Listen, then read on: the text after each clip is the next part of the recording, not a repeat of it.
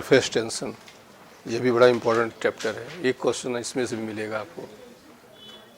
मतलब फ्लूइड में ये 3 टॉपिक आपके मतलब के हैं, viscosity, surface tension and elasticity. तो हम लोग सरफेस टेंशन पे आते हैं, ये भी आसान टॉपिक है बहुत ज़्यादा। तो सरफेस टेंशन में सबसे पहले क्या डेफिनीशन होती है, इसके बारे में आते हैं हम लोग। ये मान लो कोई ऐसे लिक्विड है, ये ठीक, कोई एक लाइन ड्रा कर दिया, इमेजिनरी लाइन, क्योंकि लिक्विड में कौन सा लाइन ड्रा कर दोगे, झूठे ड्रा कर देते हैं, ठीक। ये तो उस लाइन पर जो है जो फोर्स काम करता है पर unit length, means if we draw imaginary line on the surface of liquid, then force per unit length acted on this line is called surface tension। ये मैथमेटिकल डेफिनेशन है इसकी। और ऐसे साधारण भाषा में ये हो गया कि कोई लिक्विड कम से कम एरिया में रहना चाहता है ड्यू टू सरफेस टेंशन, ठीक। उसकी कोशिश रहती है कि वो कम से कम एरिया को कवर करे, ये सरफेस टेंशन। तो यहाँ से जो T = आया, इसकी यूनिट यहाँ हो जाएगी न्यूटन पर SI यूनिट हो गई, एंड डाइन पर सेंटीमीटर CGS हो गई। डायमेंशन से फेमिलियर हो चुके हो, mt², स्केलर क्वांटिटी है ये, ठीक, क्योंकि एक पर्टिकुलर डायरेक्शन, स्पेसिफिक डायरेक्शन होता है, इसलिए इसको हम लोग स्केलर में रखे हुए हैं। अब इस पर कुछ चीज़ें हम लोग सरफेस टेंशन पे आते हैं। डिपेंड किस पर करता है, पहले हम इसके बारे में आ जाते हैं। तो एक क्वेश्चन ये आ जाता है कि मरकरी की जो ड्रॉप छोटी हैं वो गोल होती हैं और बड़ी ड्रॉप इलिप्टिकल होती हैं, पहले तो यही जान लो। ये मरकरी की ड्रॉप्स हैं और ये जो है बड़ी ड्रॉप ले लिया हमने। तो इसमें क्या होता है, सरफेस टेंशन जो है ग्रेटर देन वेट होता है, लेकिन इसमें सरफेस टेंशन लेस देन। तो बड़ी ड्रॉप हो जाएंगी तो कैसी हो जाएंगी, इलिप्टिकल हो जाएंगी, क्योंकि उनका वेट सरफेस टेंशन से ज़्यादा हो जाता है। छोटी रहती हैं तो सरफेस टेंशन ज़्यादा रहे और वेट कम होता है, इसलिए वो गोल होती हैं। तो जो छोटी ड्रॉप्स हैं वो गोल होती हैं, स्फेरिकल होती हैं। जो बड़ी ड्रॉप्स होती हैं वो इलिप्टिकल होती हैं ड्यू टू सरफेस टेंशन। इसमें सरफेस टेंशन ज़्यादा है, इसमें क्या होता है, कम होता है। एक बात ये। दूसरा एक चीज़ आता है कि निडल जो है, इसको हम लिक्विड डाल दें, इसे तैरती रहती है और जब उस पर हम क्या करें, मिट्टी का तेल कोई चीज़ डाल देते हैं तो डूब जाती है। क्यों? क्योंकि जो है सरफेस टेंशन रिड्यूस कर जाता है। अच्छा, क्यों तैरती रहती, इसका रीज़न समझो। वेट डाउनवर्ड्स काम करेगा, ये काम करेगा। अब यहाँ से आएंगे, ये थीटा ले लेते हैं, ये थीटा हो गया, इसको रिजॉल्व करेंगे तो इधर क्या आएगा, इधर क्या आएगा, इसको रिजॉल्व करो तो इधर क्या आएगा, इधर क्या आएगा। ये दोनों कैंसिल कर देंगे तो क्या हुआ, 2t cos θ = अब यहाँ पर जब हम मिट्टी के तेल या कोई चीज़ डाल देते हैं जहाँ से रिड्यूस कर जाए, तो जब ये रिड्यूस कर जाएगा और ये तो वही रहेगा, तो निडल क्या करेगी, डूब जाएगी। तो सरफेस टेंशन जो डिपेंड करता है, पहली बात तो डेंसिटी डिपेंड करेगा। जिस लिक्विड की डेंसिटी ज़्यादा हो जाएगी उसका सरफेस टेंशन भी ज़्यादा होगा। जैसे शहद है तो वो ज़्यादा उसका सरफेस टेंशन होगा, वाटर का कम हो जाएगा। जितना मोटा लिक्विड है डेंसिटी ज़्यादा है, उसका सरफेस टेंशन ज़्यादा होगा। दूसरा चीज़ डिपेंड करता है टेम्परेचर पर। टेम्परेचर पे कैसे होता है, ये होता है T = T0 1 - अल्फा डेल्टा। ये जहाँ जहाँ ये माइनस होता है ये बताता है टेम्परेचर इंक्रीज करने में वैल्यू क्या करेगी, डिक्रीज करेगी। जहाँ जहाँ ये प्लस होगा वहाँ ये बताएगा कि on increasing temperature this value also increases. अब वो वैल्यू कुछ भी हो सकती है, रेजिस्टेंस हो सकता है, लेंथ हो सकता है, जो भी है। कुल मिला के बात ये हो गई कि on increasing temperature surface tension decreases. और उसका ये कारण सीधी सी बात हो गई, हमने कहा डेंसिटी डिपेंड करता है और डेंसिटी टेम्परेचर डिपेंड करता है। हम जो है टेम्परेचर बढ़ाते हैं तो डेंसिटी क्या करती है, डिक्रीज करती है। तो नेचुरल सी बात यहाँ पर वही हो गया कि on increasing temperature surface tension of liquid decreases. और इसीलिए ताज़ा खाना टेस्टी लगता है। लोग मार पीट कर लेते हैं, ताज़ा ताज़ा बना के दो, परसों वाला नहीं खाएंगे। ठीक, तो जो थोड़ा सा 1-2 दिन 4 दिन का हो जाता है तो उसमें टेस्ट नहीं रह जाता है। क्यों नहीं रह जाता है, वो गर्म रहेगा नहीं, ठंडा रहेगा। तो जब हम गर्म खाने को रखते हैं तो जो टंग के ऊपर एक लिक्विड की लेयर है तो उस लिक्विड का सरफेस टेंशन डिक्रीज कर जाता है। तो डिक्रीज कर जाने से क्या हुआ कि जो टेस्ट है उसके क्या कहते हैं उसको, जो हाँ, तो वो एब्जॉर्ब कर लेती, पता चल जाता है कि हम क्या खा रहे हैं, जहर खा रहे हैं कि ठीक। तो आइडिया लग जाता है और टेस्ट पता चल जाता है। तो इसीलिए जो है जो ताज़े खाने हैं वो टेस्टी लगते हैं और जो कई दिन वाले हैं वो टेस्टी नहीं होते हैं। तो वो ड्यू टू सरफेस टेंशन। और तालाबों का हम देखा होगा कि जो है जो गाँव वाले होंगे उनको पता होगा, ठीक, गए तो कीड़े मकोड़े बड़ी तेज़ी से भागते हैं, जैसे लग रहा है हम लोग रोड पे चल रहे हैं वैसे वो भाग रहे हैं। और उसी में 2 बूंद जो है मिट्टी का तेल डाल दो तो देखो सारे के सारे कहाँ आ जाएंगे, नीचे आ जाएंगे। तो क्या होता है, सॉल्यूट के नेचर डिपेंड करता है। सॉल्यूट के नेचर क्या हो गया कि ये सरफेस टेंशन को बढ़ा भी देता है और घटा भी देता है। अब मान लो तुम जो है पानी में चीनी मिला रहे हो तो सरफेस टेंशन क्या करेगा, बड़ा गाढ़ा होता जाएगा। लेकिन पानी में साबुन मिला लो, सोप मिला दो तो क्या होता है, कम हो जाता है। अभी इसीलिए तो सोप मिलाते हो, साबुन कपड़े में क्यों लगाते हो, सरफेस टेंशन डिक्रीज कर देता है। और जो डिक्रीज कर देता है तो जो वाटर है वो आपकी जो कैपिलरियाँ कपड़े की हैं, गंदगी जहाँ तक है वहाँ तक वो चला जाता है, अदरवाइज वो जाएगा नहीं तो साफ़ नहीं होगा। और ये होता है नहीं यार और ज़बरदस्त साफ़ कर दें, कहीं मिलने जाना है तो लोग क्या है तो पानी में गरमा देते हैं। पानी गर्म करके आप कपड़ा साफ देखिए और साफ़ हो जाता है, क्योंकि सरफेस और रिड्यूस कर गया। बोलो, तो कहने का सेंस हो गया, अरे तुम लोग उल्टे क्यों समझते हो, मिलने मतलब घर भी तो आदमी जाता है अपने, मतलब उल्टा सोचते हो, नहीं सीधा सोचना चाहिए। ठीक, तो क्या हुआ कि जो है सरफेस टेंशन जो सॉल्यूट है उसके नेचर डिपेंड करता है। इसीलिए कहा जाता है भाई बरसात वगैरह में अगल बगल जो है मिट्टी के तेल वगैरह डाल दीजिए ताकि जो कीड़े मकोड़े हैं उसी में डूब जाएं, नहीं बीमारियां फैलाते हैं। ठीक, वो अलग बात है मिट्टी का तेल अब मिलता नहीं है, हाँ ढूंढ डालो तो नहीं मिलेगा, कहीं पहले मिल जाता था, अब तो ख़त्म हो गया। तो उससे क्या हो जाता है, तो हमारा ये कहने का मतलब है सरफेस टेंशन सॉल्यूट के नेचर डिपेंड करता है, वो डिक्रीज भी कर देता है और इंक्रीज भी कर देता है। तो 3-4 बातें आपकी हो गई। डेंसिटी तो क्या कर रही है, इंक्रीज कर दे रही है। टेम्परेचर क्या कर रहा है, डिक्रीज कर दे रहा है। लेकिन सॉल्यूट जो होता है वो डिक्रीज और इंक्रीज दोनों कर देता है। ठीक, ये सरफेस टेंशन के बारे में हो गया। हर लिक्विड का फिक्स होता है, उसके अमाउंट पर उससे कोई मतलब नहीं होता है। जैसे वाटर का अलग हो गया, केरोसिन का अलग हो गया, मिट्टी के तेल का अलग हो गया, हर एक चीज़ का अलग उसके नेचर डिपेंड करता है। ठीक, अमाउंट से कोई मतलब नहीं है। बाकी जो 3 पॉइंट बताए इस पर डिपेंड करता है। अब हम लोग आगे आते हैं इधर कुछ बॉडी के लिए हम लोग अलग से बना रहे हैं, जैसे एक एक लेकर चल रहे हैं। जैसे मान लो बेड नीडल है, ऐसे ही।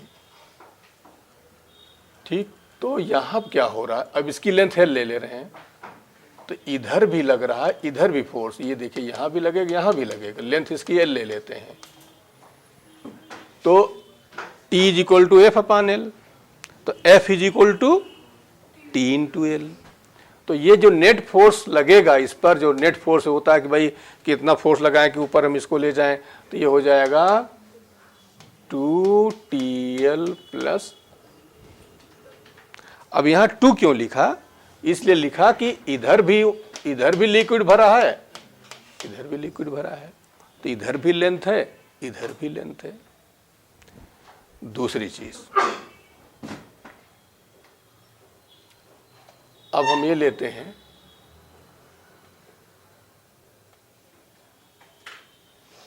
ठीक, ये कोई ऐसे ही रेक्टेंगुलर या स्क्वायर प्लेट है, ये स्क्वायर प्लेट है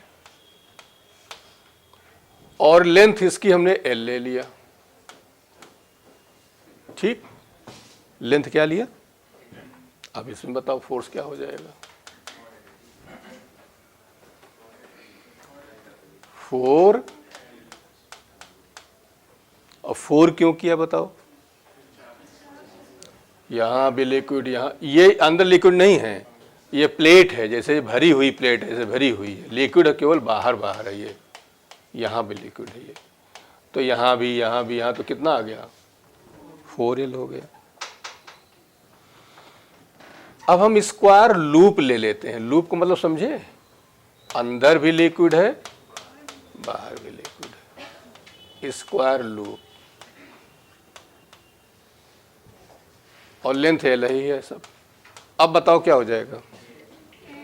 F is equal to 8TL plus, अब 8 समझ गए होगे कि 4L अंदर और 4L बाहर। बोलो भाई, यहां लगेगा, यहां भी लगेगा। अब और देखिए,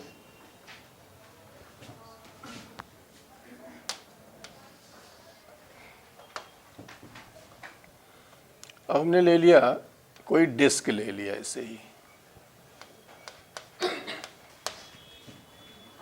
ठीक, डिस्क है मतलब ये भरी है पूरी, ये है,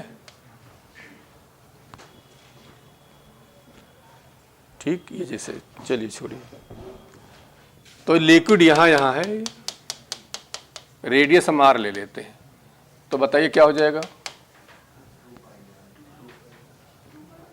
पूरा ये सरकमफरेंस कितना हुआ?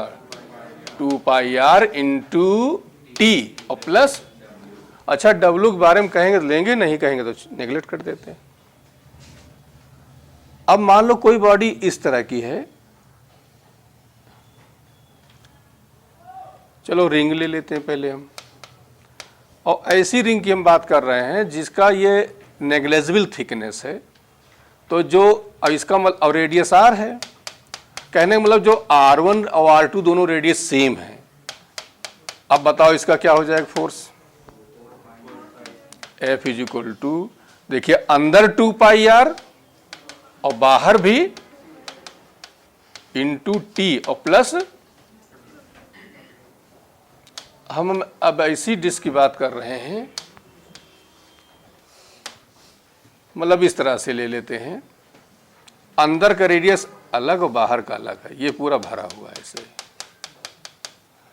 R1 और ये, तो बताओ F इज इक्वल टू क्या हो जाएगा?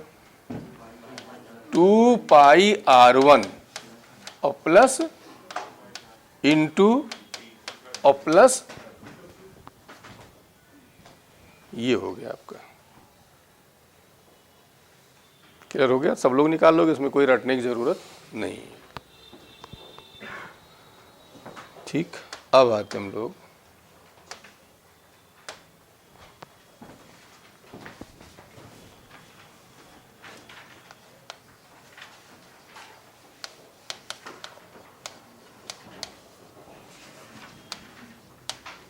Surface tension and work done, या सरफेस एनर्जी भी कहा जाता है इसको। इसमें देखो, ये कोई हमने वायर ऐसे लूप ले लिया,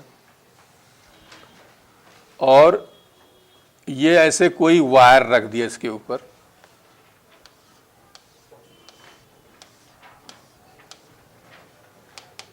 पहले यहां था ये, अब यहां चला आया, लेंथ एल ले लेते हैं, जैसे ऐसे बनाओ, सोप सॉल्यूशन में ले जाओ और उसको ऊपर उठाओ, तो जब उठाओगे तो ये जो वायर है खिसक जाएगा ड्यू टू सरफेस टेंशन, कम से कम एरिया में रहना चाहेगा। ओके, अब 2-4 किलोमीटर नहीं खिसक जाएगा, बहुत हल्का सा खिसकता है। तो हमने ये ले लिया डेल्टा एक्स खिसक गया ये।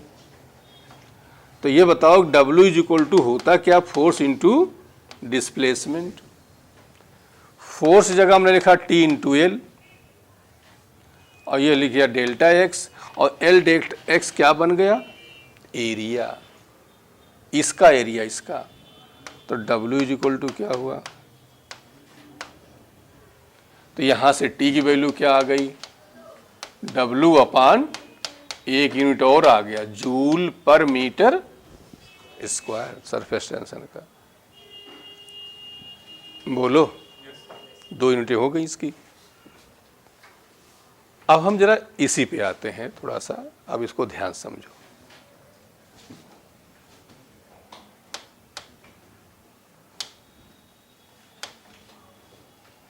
ठीक,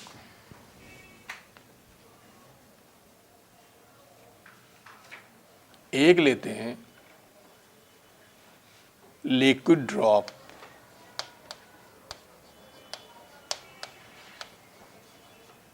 और दूसरा लेते हैं एयर बबल,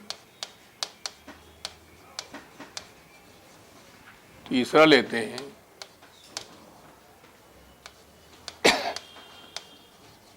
ध्यान समझना, लिक्विड ड्रॉप कहाँ बनेगी बताओ। क्वेश्चन आता है कि जो ड्रॉप्स हैं बरसात वाली जो होती हैं, रेन ड्रॉप्स स्फेरिकल होती हैं, तो ड्यू टू सरफेस टेंशन। तो बताओ लिक्विड ड्रॉप्स कैसे बने, कहाँ बनती हैं, किसी मीडियम बनेंगी कि एयर में, कहाँ, एयर में। पानी गिर रहा है तो ड्रॉप्स फॉर्म में आ रहा है। ठीक, चलो, इसका मतलब हुआ कि लिक्विड ड्रॉप के केस में चारों तरफ यहाँ क्या है, और अंदर क्या भरा हुआ है, लिक्विड भरा हुआ है, वाटर भरा हुआ है।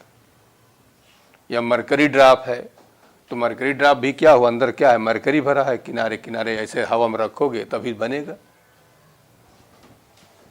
मतलब कि चारों तरफ एयर है ये।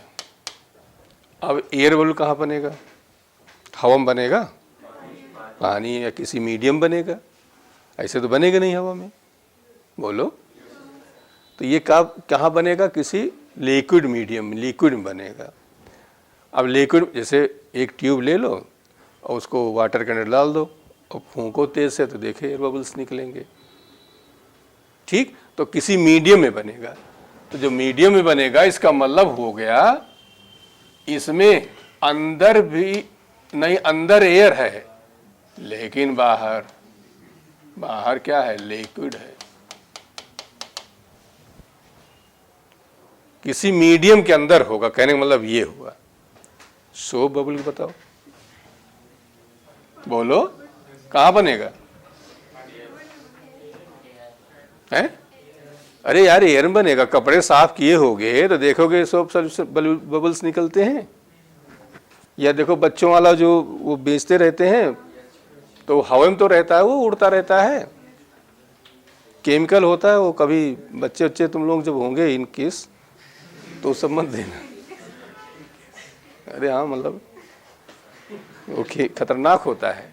अब गाँव में पहले एक होता था, एक पेड़ होता था, उसका जो वो निकलता था उससे, अब देखिए नेचुरल चीज़ें गाँव में सब होती हैं, तो जो घास होती है उसको गोल बना के उसको करके फूंका उड़ता रहता था। ना पैसे की ज़रूरत, ना कोई नुकसान वाला। यहाँ है बच्चे करते हैं, केमिकल होता है, नुकसान करता है, तो उसको मत दिया करना। ठीक, तो चलिए, अब ये इसका मतलब क्या हुआ, अंदर भी एयर और बाहर भी एयर, दोनों जगह एयर होती है। तो अब समझ गए होंगे हम जो कहना चाह रहे हैं। कहना ये चाह रहे हैं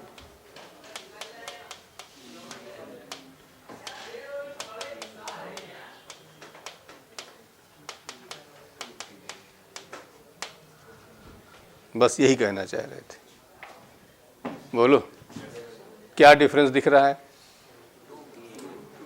जहां एरिया मतलब जो एयर के कांटेक्ट में हो वही एरिया हुआ। अब यहां क्या हो रहा है, एक ही आपका दिख रहा है एयर के कांटेक्ट में, यहां भी एक ही दिख रहा है, वहां दोनों दिख रहे हैं, इसलिए वहां 2 हो गया है। बात समझ में आ रहा है? 2 का रीजन बोलो, कोई डाउट तो नहीं? ये कन्फ्यूजन होता है कहाँ टी डेल्टा ए लगता है, कहाँ 2t डेल्टा ए लगता है, तो ये शोक के केस में आपका 2t डेल्टा ए लगेगा। बोलो। और देखो, अब यही वाला हम ये कर रहे हैं, रेडियस r1 है और इसका इंक्रीज करके रेडियस क्या कर दिया,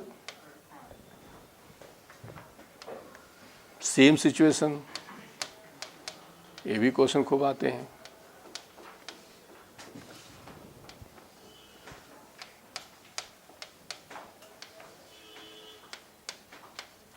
क्वेश्चन आता है कि रेडियस 10 से 20 करने में वर्क डन क्या होगा, तीनों केस के लिए।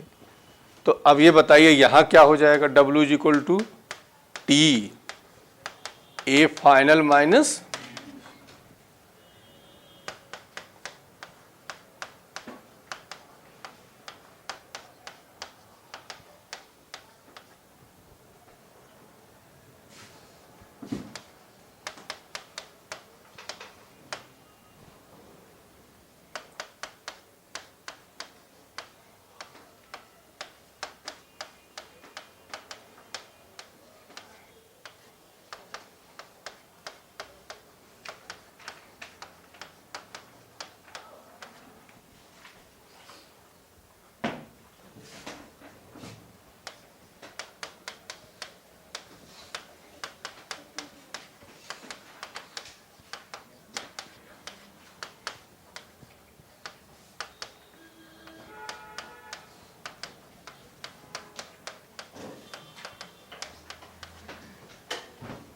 समझ में आ गया होगा ना? बोलो। यहाँ 2t हो जाएगा, बाकी जगह t हो जाएगा। अब यही निकालोगे तो यह 8 पाई t आ जाएगा, r2² माइनस। कोई दम नहीं क्वेश्चनों में, कोई कैलकुलेशन नहीं है, सभी लोग कर सकते हो टॉपिक को। ठीक, तो ये एक तो क्वेश्चन आपका ये। अब दूसरा आते हैं।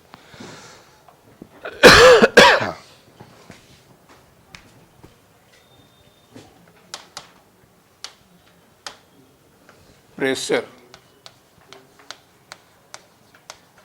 डिफरेंस ऑफ ड्रॉप्स, या बस प्रेशर डिफरेंस, कई चीज़ों को लेकर चलेंगे हम। ये सर्कुलर कोई चीज़ है जिसका रेडियस r है, ये P इनसाइड, इसको हमने क्या कहा, P आउटसाइड। तो इनसाइड जो है प्रेशर इसमें ज़्यादा होता है, आउटसाइड कम होता है। पहली बात तो ये हो गया। और दूसरी चीज़ हो जाता है P इन माइनस P आउट, ये 2t अपान, तो डेल्टा P =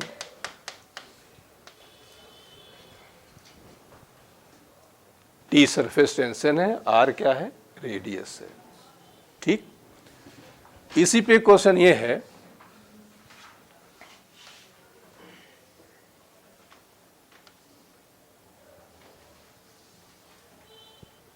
ये ऐसे क्लोज था, अब हमने इसको ओपन कर दिया, तो क्या होगा बताओ? इसको देखो क्या कह रहा है ये, जिसका रेडियस कम है उसका प्रेशर ज़्यादा है। तो ज़्यादा इसका मतलब इसमें प्रेशर क्या हुआ, ज़्यादा हुआ। इसमें क्या हुआ, तो क्या होगा, हायर प्रेशर से लोअर प्रेशर की ओर मूवमेंट गैस का होगा, ये और रिड्यूस कर जाएगा और ये एक्सपेंड कर जाएगा, ये बढ़ जाएगा। और देखा होगा बचपने में जब बैलून वगैरह लेकर आए होगे तो क्या होता है उसका, जैसे एक किनारा उसको ऐसे ऐंठ दो, ठीक, ऐंठ दो, एक छोटा हो गया और एक साइज़ बड़ा हो गया।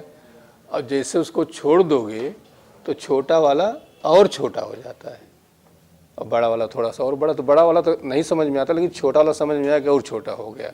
तो क्यों छोटा हो जाता है, उसका रीज़न यही होता है, उसमें प्रेशर ज़्यादा होता है और बड़े वाले का प्रेशर कम होता है, इसीलिए और उधर को मूव कर जाता है, जिससे और छोटा हो जाता है। उसका रीज़न ये होता है। ठीक। दूसरी चीज़ अब फिर हम लोग आते हैं। अच्छा, एक चीज़ और देख लो। मान लो ये कोई यहाँ पर है, कोई लिक्विड है ये, और यहाँ ये सरफेस पे मान लो ऐसे, ये ए कह लेते हैं या इसे छोड़ो, ये लिक्विड भरा हुआ है और ये हाइट पूरी एच है। तो बताओ इसमें टोटल प्रेशर कितना हो जाएगा? एक तो होगा एच डी और प्लस टोटल प्रेशर ये आ जाएगा। बोलो। अब और देखो, फिर वही कहानी कि liquid drop, air bubble,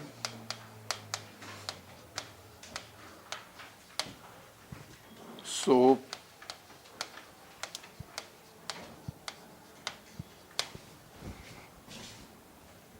syllabus में कुछ चेंज हुआ कोई है? सिलेबस नीट का जो पहले था वही है, जो बीच में इधर आया था वो सब। तो ये कहाँ से आता रहता है सब? है तो फॉर्म तुम लोगों का आओ तब सभी क्लियर हो।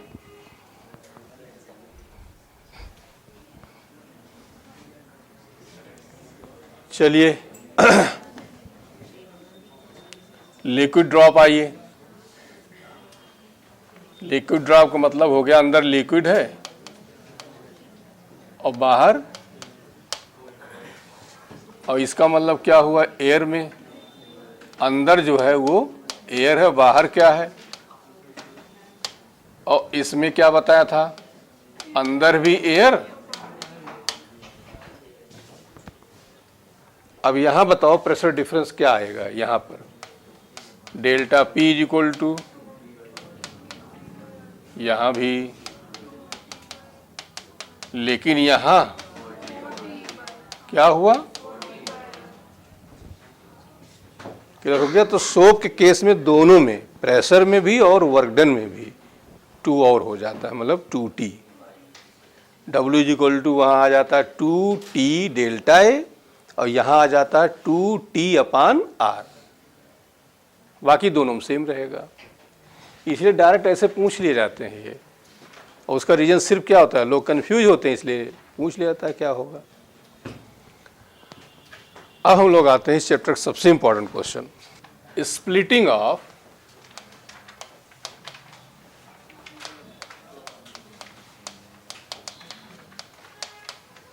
मरकरी ड्रॉप या ड्रॉप, कोई भी ड्रॉप हो, चाहे मरकरी हो, कोई भी हो। ये बहुत आता है क्वेश्चन। ठीक, तो देखिए इसको, ये बड़ी ड्रॉप है,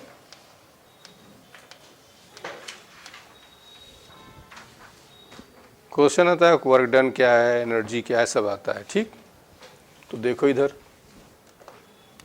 रेडियस आर, इसको ले लो, इसकी रेडियस स्मॉल आर ले लो, एन ड्रॉप्स हैं। तो मान लो ये 1 kg की रही हो, तो ये सारी मिलके भी क्या होंगी? 1 kg। दोनों का मास क्या होगा? सेम हो जाएगा। Mass is equal to volume into density. एक ही चीज की बनी तो डेंसिटी दोनों की क्या हो गई? वॉल्यूम क्या होता है? 4/3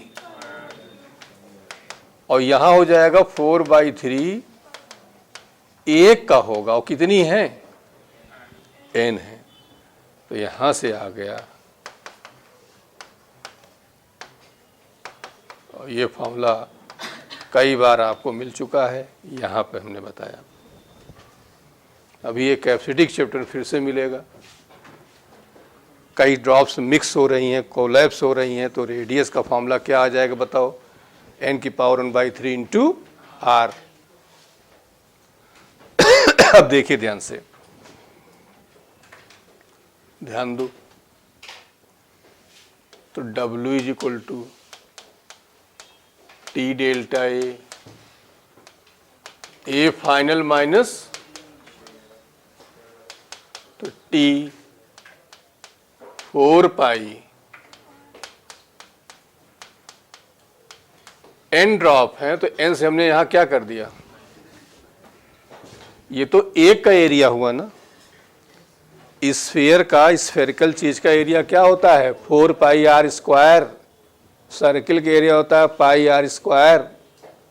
स्फीयर का वॉल्यूम होता है 4/3 पाई r क्यूब। तो यहां पर हम अब एरिया पे आए हैं, तो एरिया हो जाएगा 4 पाई r स्क्वायर। एक ड्रॉप का, n ड्रॉप है तो n से हमने क्या कर दिया? मल्टीप्लाई कर दिया। तो अब यहां से हमने क्या किया?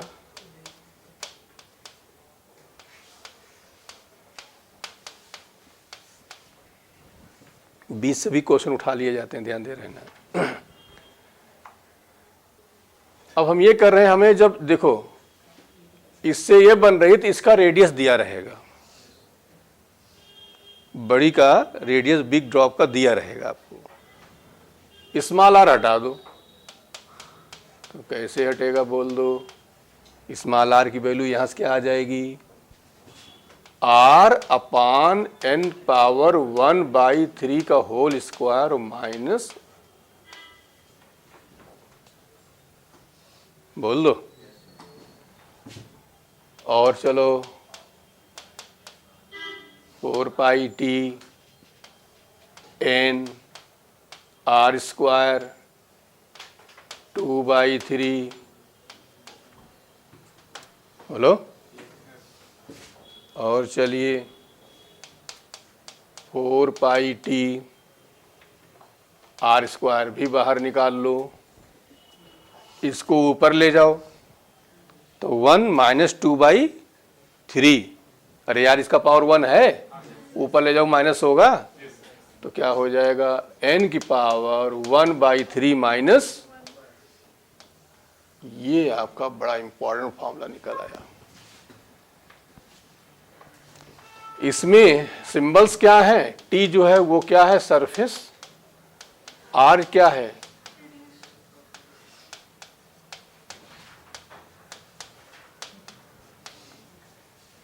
n क्या है?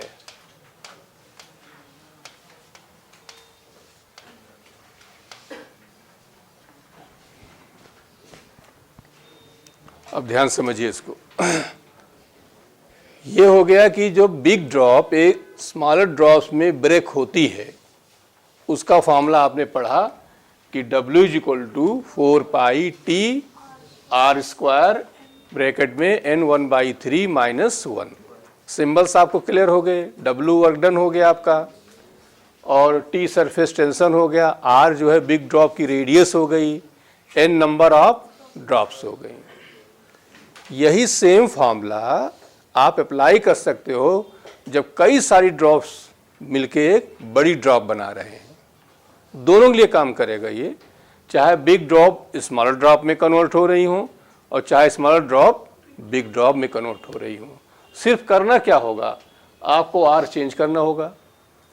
जब बिग ड्रॉप स्मॉलर में जा रही होंगी तो बड़ी वाली की रेडियस दे देते हैं, और जब स्मॉलर ड्रॉप्स जो है कोलैप्स करके बिग बना रही हैं तो छोटी वाली रेडियस दे देंगे। तो छोटी वाली रेडियस दे देंगे तो हम यहाँ बदल लिया करेंगे आर को। बस किस फॉर्मूले से बदलोगे? r = n⁻⁴ into r। Capital R दिया गया है तो कुछ करने नहीं है, वीक का स्मॉलर में जा रहा है, डायरेक्ट फॉर्मूला यूज कर लो। लेकिन कई सारी ड्रॉप्स मिलके बिग ड्रॉप बना रही हैं, तब क्या करोगे? Capital R = n⁻⁴ into small r। Point clear हो गया? इसी फॉर्मूले से काम चल जाएगा दोनों के लिए। दूसरी बात आइए, जब एक बड़ी ड्रॉप कई सारी ड्रॉप में ब्रेक होती हैं तो क्या होता है, टेम्परेचर डिक्रीज करता है, एनर्जी और टेम्परेचर दोनों। और जब ये कई बार पूछा गया है, और जब कई सारी ड्रॉप्स एक बड़ी ड्रॉप बनाती हैं तो इसी को उल्टा, टेम्परेचर क्या करेगा, इंक्रीज, एनर्जी भी रिलीज होती है तो हमें गर्मी लगेगी, और बड़ी वाली जो छोटी में जाएंगी तो हमें ठंडक लगेगी। इसीलिए फव्वारे से नहाने में ज़्यादा मज़ा आता है, लोटे से नहाने में कम आता है। फव्वारे नहाओगे छोटी छोटी ड्रॉप बनेंगी, टेम्परेचर क्या होता है, कम हो जाता है, ठंडा लगता है। जाड़े में कहानी अलग होती है, जाड़े में तो गरम गरम चाहिए, गर्मी की बात बता रहे हैं। ठीक, तो क्या होता है कि जब बड़ी ड्रॉप छोटी ड्रॉप्स में जाएंगी उस समय टेम्परेचर रिड्यूस कर जाता है, और जब बड़ी ड्रॉप बड़ी ड्रॉप छोटी में जाएंगी तो टेम्परेचर क्या करेगा, रिड्यूस करेगा, और छोटी ड्रॉप मिलके जब बड़ी ड्रॉप बनाएंगी तो टेम्परेचर क्या करेगा, इंक्रीज करेगा। तो लोटे से नहाना कम मज़ा है और फव्वारे नहाने ज़्यादा मज़ा है। ठीक, तो ये सब सोच फिजिक्स कितना ज्ञान देती है आपको, इतना बायोलॉजी वाले नहीं देते होंगे, इसमें ज्ञान ही ज्ञान है। तो एक बात तो ये हो गई है। ठीक, अच्छा, इसी में थोड़ा सा और एक कदम हम बढ़ना चाह रहे हैं, तो मान लो और पढ़ लेते हैं। Q इज इक्वल टू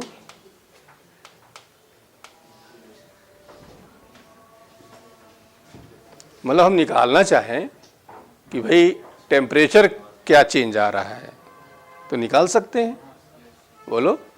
तो Q ही तो हमारा क्या होता है, W होता है। अब ये ध्यान देना, ये जूल में है तो इसको भी किस में कन्वर्ट करेंगे, जूल कैलोरी, वो देख के चलेंगे हम, बोलो। तो यहां से हम लिख सकते हैं कि mc डेल्टा थीटा, अब इस r को अंदर लेना चाहो, जैसे n हटा देना चाहो, थोड़ा सा एक स्टेप हम और कर लें, मान लो n के बारे में नहीं कहना चाह रहे हैं तो n की वैल्यू वहां क्या रखे हो बताओ, एक स्टेप और बढ़ लेते हैं।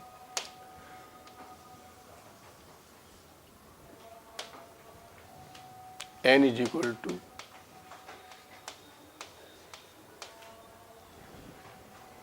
यही तो आएगा, बोलो यार। अरे r इज इक्वल टू ये है तो ये आएगा नहीं आएगा, 4 पाई t। अब ये क्या था हमारा r स्क्वायर, और n की वैल्यू रख दी हमने, वो r अपान r। तो अभी एक स्टेप हम और कर देते हैं।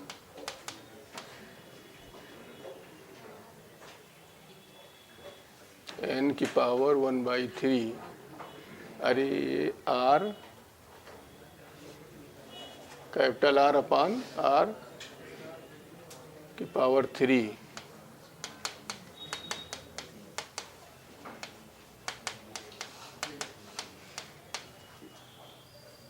कैपिटल R अपान R।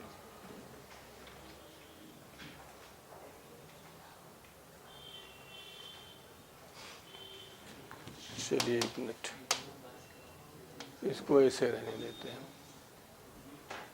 चलो इधर, W is equal to Q M C delta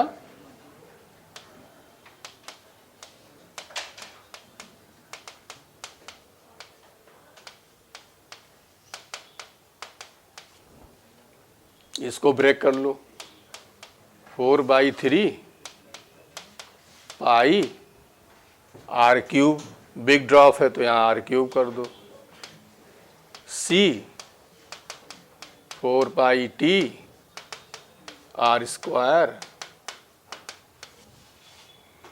अब यहाँ से आप डेल्टा थीटा निकाल सकते हो। 4 पाई क्या हुआ, कैंसिल, तो T स्क्वायर 3 इधर आ जाएगा, R क्यूब आ जाएगा, C आ जाएगा, और N की पावर, अब जो भी डाटा दिया गया वो यहाँ पर हम लेंगे। चेंज इन टेम्परेचर हम निकाल सकते हैं इस फार्मूले से। अच्छा, इसी से हम काइनेटिक एनर्जी भी निकाल सकते हैं। जैसे क्वेश्चन आता है जो कई सारी ड्रॉप मिलके बिग ड्रॉप बना ली, तो बताओ उसकी एनर्जी क्या होगी, उसकी वेलोसिटी क्या होगी। तो W = ½ mv² कर सकते हैं, तो आप वेलोसिटी निकाल सकते हैं, उसकी एनर्जी निकाल सकते हैं। एनर्जी तो यही हो गया, जैसे कई ड्रॉप मिलके बिग ड्रॉप बनाई, पूछ लिया जाता है बिग ड्रॉप की वेलोसिटी क्या है, तो W = क्या कर दोगे, ½ mv²। ठीक, लेकिन क्वेश्चन बस यहीं तक आता है आपका ये। अब आते हम लोग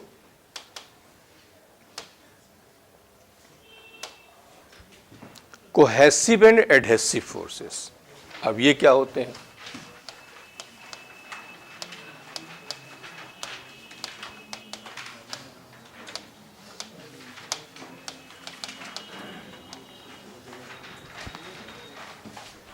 हिंदी में ससंजक और असंजक कहते हैं। एक ही सब्सटेंस के मालिक्यूल के बीच जो फोर्स लगता है, means force acted between the molecules of same substance is called cohesive force, and force acted between molecules of different substance is called adhesive force। ठीक, अब cohesive जहाँ ज़्यादा होगा, अब जैसे एग्जाम्पल समझ लो, जैसे वाटर मालिक्यूल उसी के अंदर लग रहा है, वो क्या हो, कोहेसिव हो गया। वाटर और ग्लास के बीच लग रहा है, वो क्या हुआ, एडहेसिव हो गया। मरकरी और ग्लास लग रहा है तो क्या हुआ, एडहेसिव हो गया। ठीक, दूसरी बात, if cohesive greater than adhesive then liquid does not wet the wall of container. Cohesive बड़ा है, एडहेसिव छोटा है, तो कंटेनर की दीवार को या कंटेनर को भिगोएगा नहीं। भिगोएगा मतलब क्या हुआ, अब तुम जो है ग्लास में पानी डालो और ग्लास के उसमें, गिलास नहीं, ग्लास की ट्यूब में आप लोग गिलास नहीं, गिलास तो किसी चीज़ बना हो सकता है, ग्लास की ट्यूब हो, उसमें आप वाटर डाल लीजिए और वाटर डालने के बाद वाटर निकाल दो, देखो कि 2-4 बूंद उसमें पड़ा हुआ है, इसको कहता है भिगोना।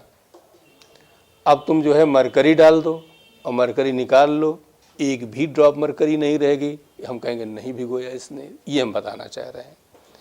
ठीक, तो यदि कोहेसिव ज़्यादा है, ये देखिए घुइये के पत्ते पर पानी डालिए, देखिए लुढ़कता रहेगा, इससे ही देखा है, डालिए उस पर, ऐसे घूमता रहेगा। अब घुइये नहीं पहचानने आता तो अलग बात है, हैं? हाँ, बहुत लोग नहीं जानते हैं। हाँ, तो उस पर जो है पानी की बूंदें डालिए, देखिए टहलती रहेंगी, लेकिन ऐसे कहीं डाल दो तो चिपक जाती हैं।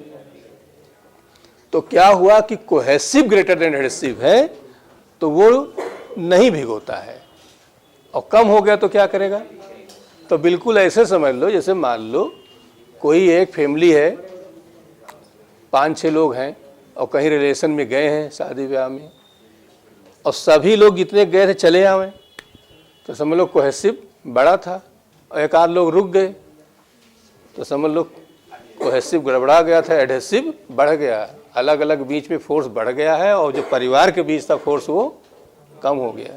तभी लोग घर बार छोड़ भाग जाते हैं। अरे भाई, जब आपका फोर्स फेमिलियर जो फोर्स लग रहा है वो बड़ा होगा तो आप घर थोड़े छोड़ के भागोगे। जब वो पावरफुल हो जाता है दूसरा एडहेसिव वाला, तब आप भाग जाते हो। यही तो होता है।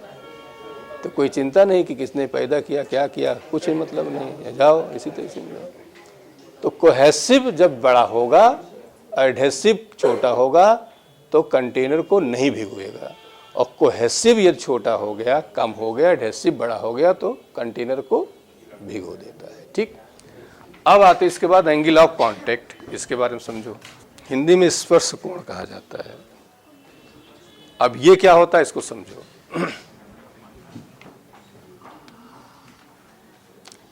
ये कंटेनर है, ये लिक्विड का शेप 3 तरह का हो गया आपको, ये देखो,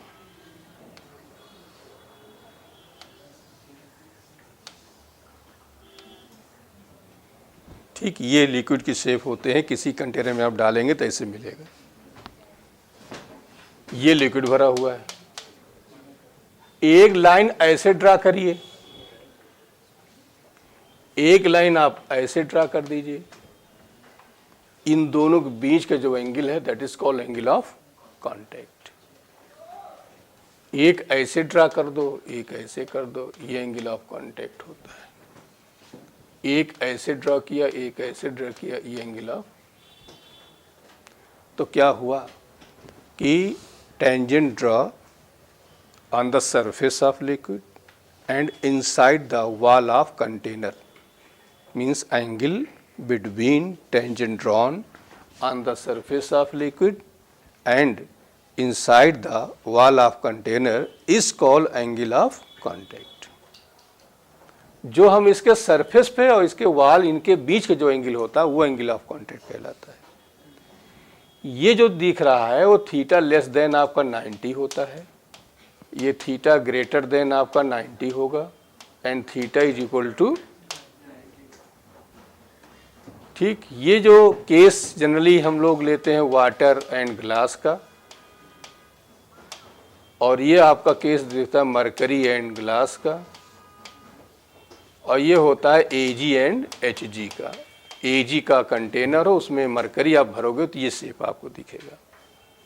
ये 3 टाइप के शेप्स आपको मिलेंगे।